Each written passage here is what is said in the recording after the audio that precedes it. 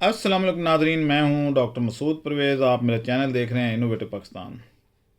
आज का topic welfare का टॉपिक है और आपको पता है कि वैसे तो एक हिसाब से मैं भी वेलफेयर का काम ही करता हूं कि लोगों को टेक्निक देता हूं, हुनर सिखाता हूं कि वो अपने पाँव पे खड़े हों, वो हाथ ना फैलाएं। लेकिन कुछ लोग मजबूर होते हैं और उनकी ज़रूरत होती है, और ख़ास तौर पे ख़वातीन की ज़रूरत होती है। Tin Pack Business 1 Day Special Training Workshop.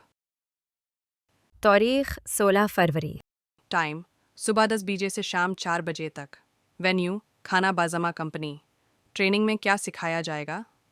Tin pack fruits and vegetables का complete practical method, food safety और प्रोडक्ट की शेल्फ लाइफ बढ़ाने के तरीके, टिन पैक बिजनेस शुरू करने की कंप्लीट गाइडेंस, कॉस्टिंग, मार्केटिंग और प्रॉफिट से related practical tips. Training fee 7,000 रुपये। लंच बजामा कंपनी की तरफ से। इम्पॉर्टेंट इंस्ट्रक्शंस, सीट्स महदूद हैं, पहले आए पहले पाए। रजिस्ट्रेशन के लिए CNIC की दोनों साइट्स की कॉपी भेजना ज़रूरी है। बर वक्त रजिस्ट्रेशन करवाएं। फॉर रजिस्ट्रेशन एंड डिटेल्स अभी रब्ता करें 0300 400 97 99। तो आज का जो टॉपिक है ये बड़ा हैरान कुन सा टॉपिक है, और अपनी तरफ यानी मेरी अपनी तर्ज का ये बहुत निराला टॉपिक है। मेरी जो वीडियोस हैं ये बाहर बहुत देखी जाती हैं। तो एक साहब हैं जो बाई बर्थ तो पाकिस्तानी हैं, तो वो जर्मनी में सेटल्ड हैं काफ़ी अरसे से, और वहाँ पे उनके कोई होटल्स हैं और चेन है। तो वो वहाँ से जर्मनी से कपड़े इकट्ठे करते हैं और लोग आके उधर दे जाते हैं, चैरिटी यानी। और वहाँ पे वो इकट्ठे करके तो वहाँ से अफ्रीका में वो भेज देते हैं। उन्होंने मेरे से कहा, मेरी वीडियो देखी, मेरे से रब्ता किया, और उन्होंने कहा कि जनाब आप ऐसा करें कि आप पाकिस्तानियों के लिए कुछ करें कि हम यहाँ से कपड़े आपको फ्री दे देंगे, और कंटेनर आप अरेंज कर लें, और बाकी अगर कोई ऊपर टैक्सेस वगैरह आते हैं, ज़ाहिर है कराची आएगा, कराची से फिर आगे ट्रक के खर्चा ये वो लाहौर आएगा, कुछ कराची में बट जाएगा, कुछ लाहौर, कुछ फैसलाबाद चला जाएगा। तो आप वो ख़र्चा अगर कोई और बंदा अफोर्ड कर ले तो यहाँ से मैं आपको ये कपड़े दे सकता हूँ। अब ये कपड़े कौन से हैं?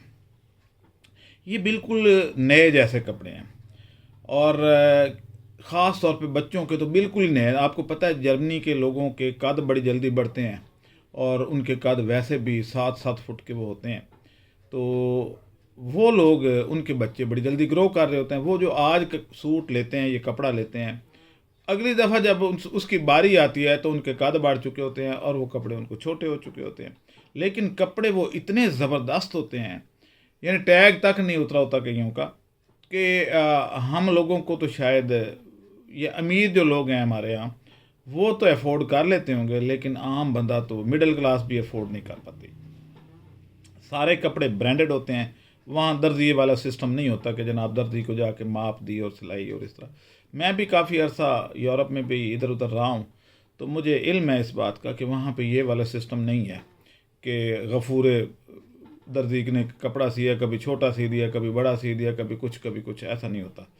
तो वहाँ पे सारे ब्रांडेड होते हैं। और आपको पता है कि अगर क्वालिटी वाइज देखा जाए तो जर्मनी की चीज़ें दुनिया में टॉप पे होती हैं। तो ये जो कपड़े हैं, ये वहाँ से वो चैरिटी के थ्रू पाकिस्तान भेजना चाहते हैं कि यहाँ के लोगों को फ़ायदा हो।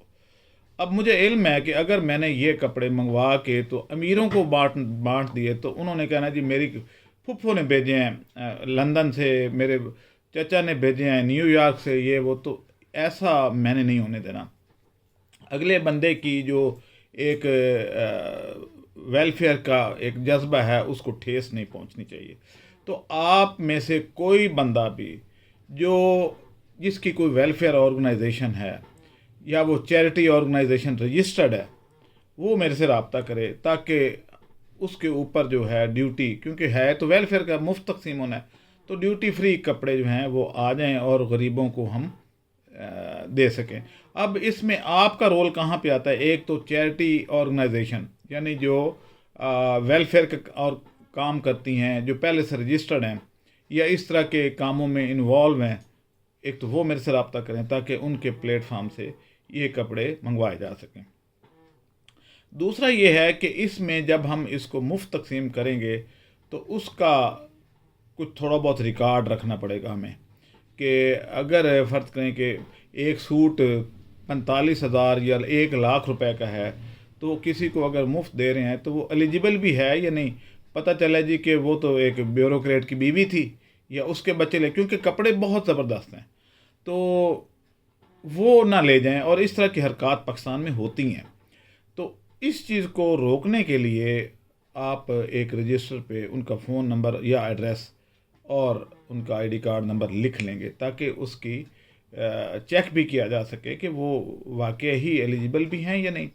और आप जो दाएं बाएं फ़कीरों को रोटियां खिलाते फिरते हैं इधर उधर, तो वो भी ठीक है, अपनी जगह आप अपने आप को सेटिस्फाई करते हैं। लेकिन मेरा ये ख्याल है कि आप इसमें अगर क्लियरिंग में रोल प्ले करें कि वो कपड़े या उस कंटेनर का किराया दे दें, या कोई दूसरा जो मुखैर हजरात हैं वो उसकी जो कैरेज के या ट्रांसपोर्टेशन के चार्जेस हैं वो बर्दाश्त कर लें, या अगर कोई टैक्स वैक्स लगता भी है तो वो बर्दाश्त कर लें, तो मेरा ये ख्याल है कि ये ज़्यादा ट्रांसपेरेंट सिस्टम होगा कि आप वो क्लियर करवाएंगे और उसके बाद हमारे से आप रिकॉर्ड भी ले सकते हैं कि किधर किधर गए कपड़े, वो भी सारा हमारे पास होगा। उस बंदे ने हालांकि हमारे से नहीं मांगा, लेकिन हमारा ज़मीर ये कहता है कि उस बंदे को भी हम रिकॉर्ड भी भेजें कि जनाब इन बंदों को ये फ़ोन नंबर है, आप चेक कर लें। तो ये एक हमारे पास अपॉर्चुनिटी है। अगर आप चाहें तो या आपके नॉलेज में हो कि फ़लाँ बंदा ये काम करता है या फ़लाँ बंदा इसमें अपना हिस्सा डालना चाहता है, तो मेरा ये ख्याल है कि एक बहुत अच्छा काम है और गरीबों को भी बड़े अच्छे कपड़े पहनने को मिल जाएंगे, ख़ास तौर पे बच्चों को। मैं देखता हूँ कि लोगों की रोटी पूरी नहीं हो रही, तो कपड़े बेचारे कहाँ से लें। मैंने अब पहले कभी देखा था आज से 40 साल पहले, और अब देख रहा हूँ दोबारा कि लोगों ने पैच लगाना शुरू कर दिए अपने सूटों को। तो इस चीज़ को कैटर करने के लिए, रोकने के लिए या इससे बचने के लिए, क्योंकि उनके पास पैसे ही नहीं है, वो मांग रहे होते हैं।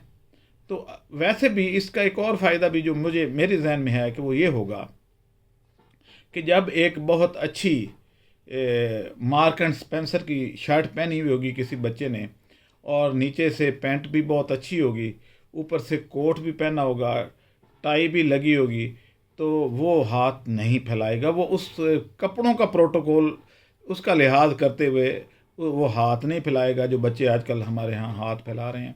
और दूसरा ये है कि वो कहते हैं ना कि जैसा देश वैसा बेस, तो उसका जब बेस होगा अच्छा तो वो उसका दिल भी नहीं करेगा कि वो मांगे, ना उसको कोई देगा। वो कहेंगे भाई तुमने 30,000 का तो कोट पहना हुआ है, तुमने 8-10 हज़ार की शर्ट पहनी हुई है, तो तुम पैसे मांगते फिर 10,000 की भी नहीं, बल्कि वो तो बहुत 20-25 हज़ार की पड़ती है, क्योंकि वहाँ पे यूरो में उसकी प्राइस लिखी होती है, तो वो तो बहुत महंगी होती है।